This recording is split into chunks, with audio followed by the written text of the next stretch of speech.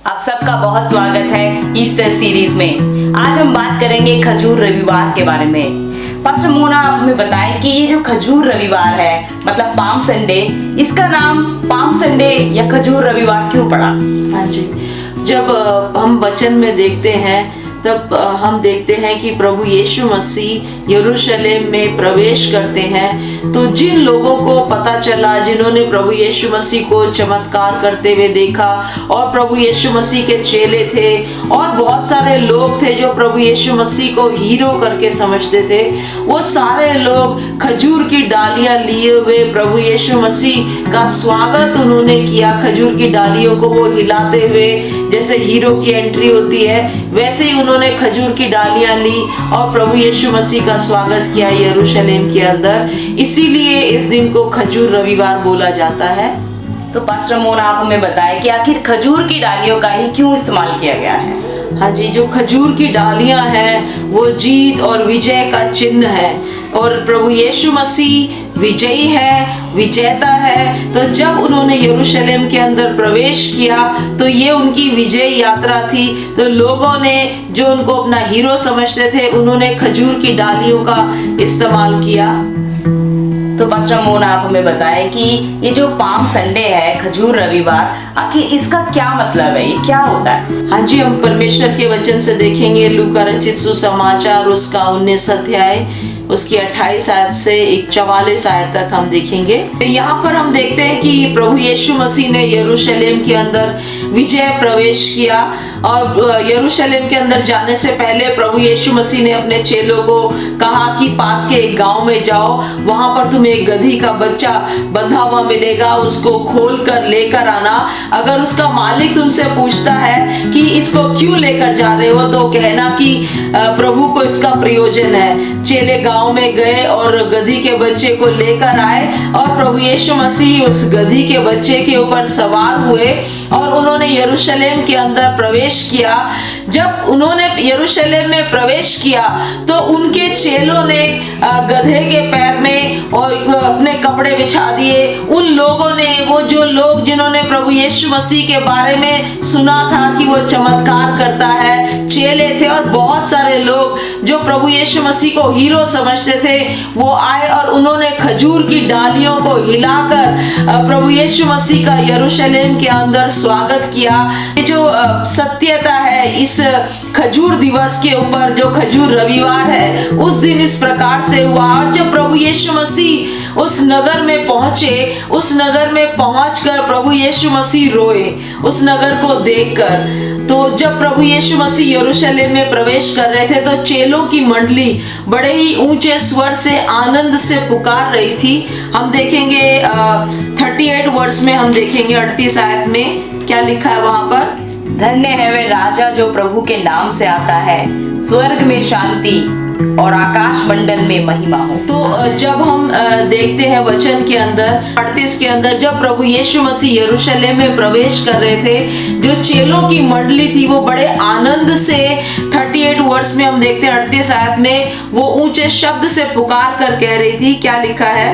कहते हैं कि धन्य है वे राजा जो प्रभु के नाम से आता है, स्वर्ग में शांति और आकाश मंडल में महिमा हो। आमेन। तो ये जो आयतें, जो चेलों की मंडली बड़े आनंद से स्तुति कर रही थी और बड़े ही ऊंचे स्वर से बोल रही थी, ये भजन संहिता 118 के 26 में भी यही आयतें लिखी गई हैं, जो कि मेसियानिक मसीह यीशु के आने की जो भविष्यवाणी है, उस भविष्यवाणी को वो बोल रहे थे चेलों की मंडली ऊंचे स्वर से कि धन्य है वह राजा जो प्रभु के नाम से आता है। जब हम वचन में देखते हैं कि प्रभु यीशु मसीह एक गधे के बच्चे के ऊपर सवार होकर आते हैं, तो जकरयाह उसका 9 अध्याय की 9 आयत में हम देखते हैं, जो कि पुराना नियम के अंदर ये जो भविष्यवाणी की गई थी और यहाँ पर प्रभु यीशु मसीह ने नया नियम में इस भविष्यवाणी को पूरा किया।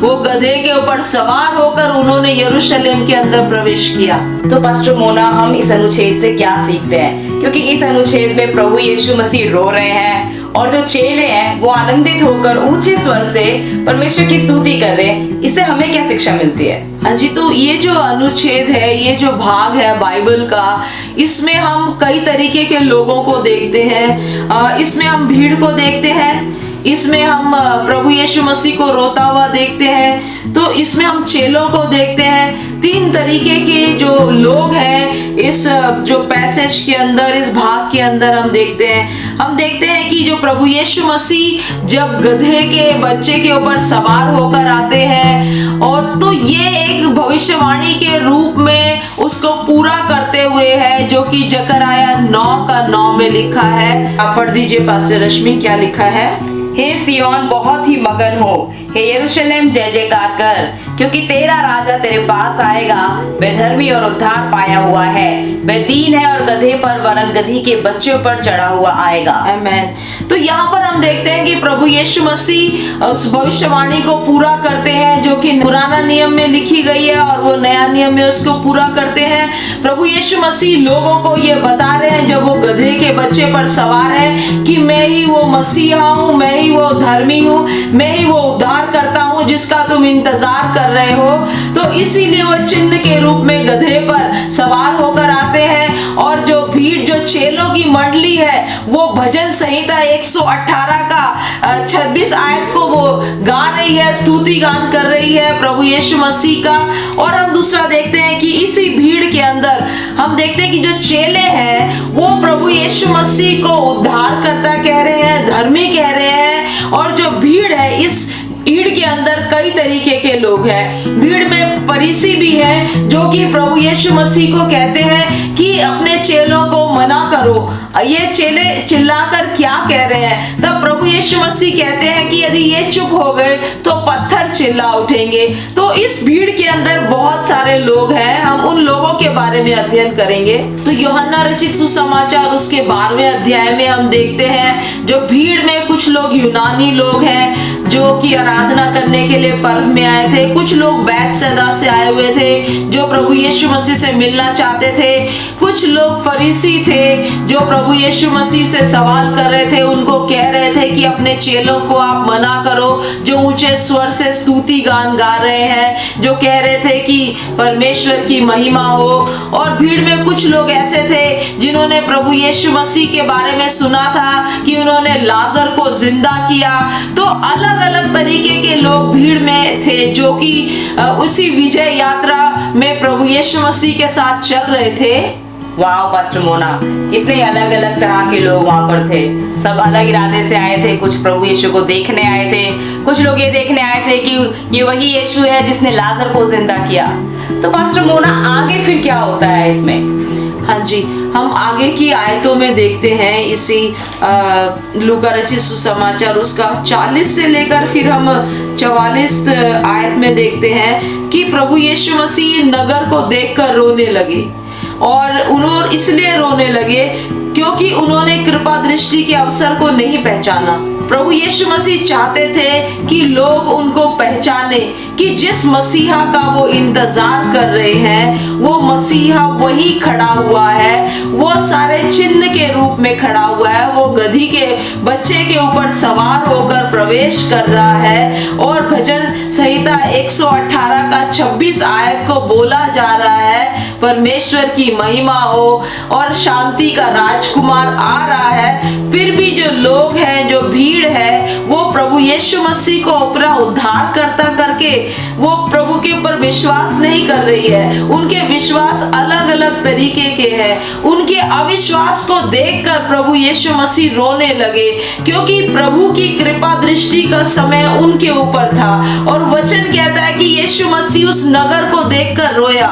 इसलिए रोया क्योंकि उन्होंने परमेश्वर का कृपा दृष्टि का समय था उसको नहीं पहचाना। तो पास्टर मोना, ये आप कौन से अवसर की बात कर रहे हैं जिसको लोगों ने नहीं पहचाना?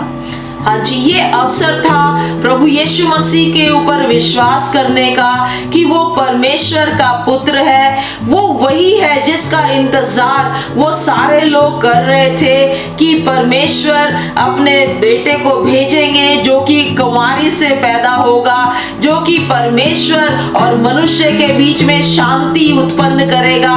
और वही विश्व उद्धारकर्ता परमेश्वर है, वही धर्मी परमेश्वर है। तो उसको प्रभु यीशु मसीह को वो पहचानना नहीं चाहते थे, विश्वास करना नहीं चाहते थे कि उद्धार केवल यीशु मसीह के द्वारा है। इसी बात को देखकर, उनके अविश्वास को देखकर प्रभु यीशु मसीह रोने लगे। तो पास्टर मोना, हम इस भाग से क्या सीखते हैं? हम इस भाग से सीखते हैं कि हमें ये जानना है, इस बात को समझना है, विश्वास करना है कि प्रभु यीशु मसीह परमेश्वर और हमारे बीच में शांति स्थापना करने वाला है। प्रभु यीशु मसीह परमेश्वर का पुत्र है, इस पृथ्वी पर इसलिए आया हमारे पापों को वो क्षमा करे। इस बात से, इसी पैसेज से हम सीखते हैं, जब प्रभु यीशु मसीह नगर को देखकर रोने लगे, उनके अविश्वास को देखकर रोने लगे, तो हमारे लिए सीखने की बात है और इस बात को महसूस भी हमें करना है कि कितना चाहता है परमेश्वर कि हम उद्धार पाए। प्रभु नहीं चाहता कि एक भी आत्मा नाश हो। तो पास्टर मोना, क्या हमारे दर्शकों को पाम संडे मनाना चाहिए? बिल्कुल, परमेश्वर एक मौका और देगा पाम संडे, खजूर रविवार मनाने के लिए, और ये बिल्कुल सिद्ध खजूर रविवार होगा। इसमें ना ही कोई अविश्वासी भाग ले पाएगा, ना ही कोई शक करने वाला, ना ही कोई चमत्कार देखने वाला भाग लेने पाएगा।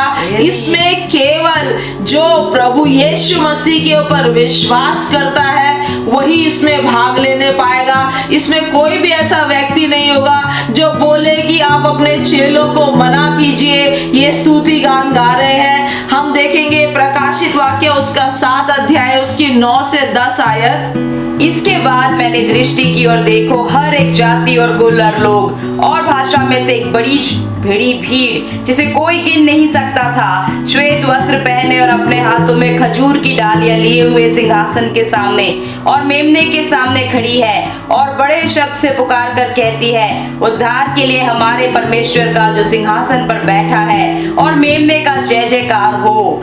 और सारे स्वर्गदूत उस सिंहासन और प्राचीनों और चारों प्राणियों के चारों ओर खड़े हैं और वे सिंहासन के सामने मुंह के बल गिर पड़े और परमेश्वर को दंडवत करके कहा, आमीन। प्रियो, मैं आपको खजूर दिवस के मौके पर उत्साहित करना चाहती हूँ कि एक मौका परमेश्वर हमें दोबारा से देगा। जब हम प्रकाशित वाक्य की किताब पढ़ते हैं, उसका 7 अध्याय और उसकी 9 और 10 आयत हम पढ़ते हैं, वहां पर लिखा है कि उनके हाथों में खजूर की डालियां होंगी, वो श्वेत वस्त्र पहने हुए होंगे और पुकार कर कहेंगे, उद्धार हमारे परमेश्वर का है जो सिंहासन पर बैठा है और उस मेमने का जय जयकार हो। इस भीड़ के अंदर, जो भीड़ जाति जाति, देश देश, राष्ट्र राष्ट्र, भाषा भाषा और कुल के लोगों की ये भीड़ होगी और एक ही स्वर से सब ऊंचे स्वर से चिल्लाकर परमेश्वर की आराधना करेंगे और बोलेंगे कि यीशु मसीह ही परमेश्वर है। तो मेरे प्रियो, मैं आपको उत्साहित करना चाहती हूँ कि वो जो सिद्ध खजूर दिवस आने वाला है, मैं विश्वास करती हूँ कि आप निश्चय ही मुझे वहां पर मिलेंगे। आप अपने हाथों में खजूर की डालियां लिए हुए और जो श्वेत वस्त्र, धार्मिकता का, प्रभु के साथ आपका रिश्ता का जो धार्मिकता वस्त्र पहनकर वहां पर आप खड़े होंगे और बोलेंगे उस दिन, हैप्पी पाम संडे।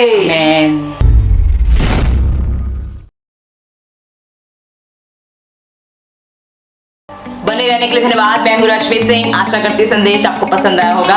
इस संदेश को अपने परिवार के सब जनों में, अपने मित्रों को बांटे ताकि उन्हें भी आशीष मिले। इस चैनल को सब्सक्राइब करें और बेल बटन क्लिक करना ना भूलें ताकि ऐसे प्रेरणात्मक संदेश आपको मिलते रहें।